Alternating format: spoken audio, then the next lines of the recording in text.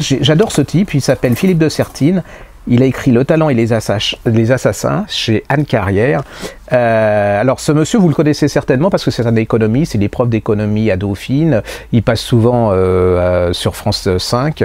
Oui, France 5, 5 doigts, merci, ça avait 4, c'était France 4, non, France 5. Il a un talent énorme, il est brillant, il est intelligent, il est comme on rêverait tous d'être, il est grand, voilà, il est assez, ouais, il a pas mal de charme. En plus, il a une femme charmante, enfin bon, on va passer là-dessus.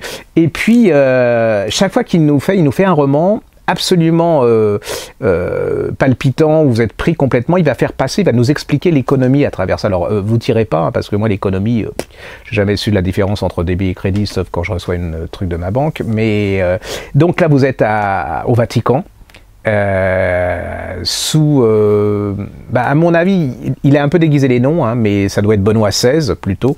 Alors il y a une vision, une description du Vatican, des luttes de pouvoir, des choses. Enfin, ils sont.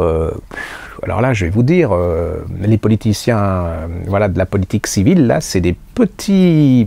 C'est des nains à côté de ce qui se passe au Vatican au niveau ambition, au niveau coup fourré, au niveau, voilà, enfin c'est extraordinaire. Il va vous décrire tout ça, il va vous surtout décrire les finances du Vatican, avec tous les scandales qu'il y a eu.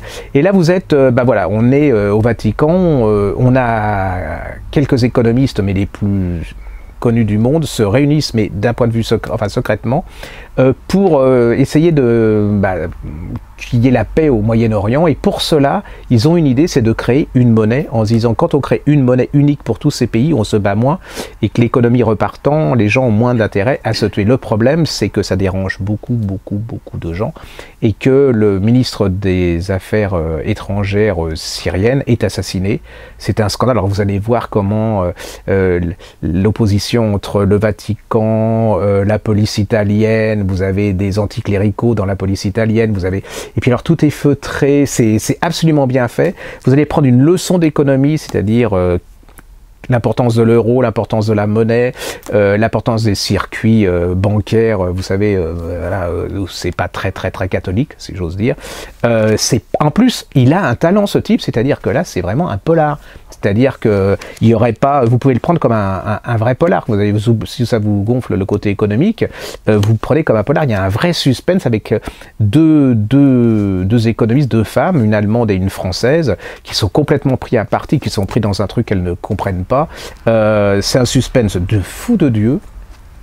Le Vatican, fou de Dieu, c'est pas mal. Un truc pas catholique, c'est pas mal non plus. Je suis dans le mauvais, je fais très fort. Ça s'appelle Le Talent et les Assassins de Philippe de Sertine. Je vous en referai d'une tartine parce que j'ai trouvé ça excellentissime. C'est brillant, intelligent, captivant.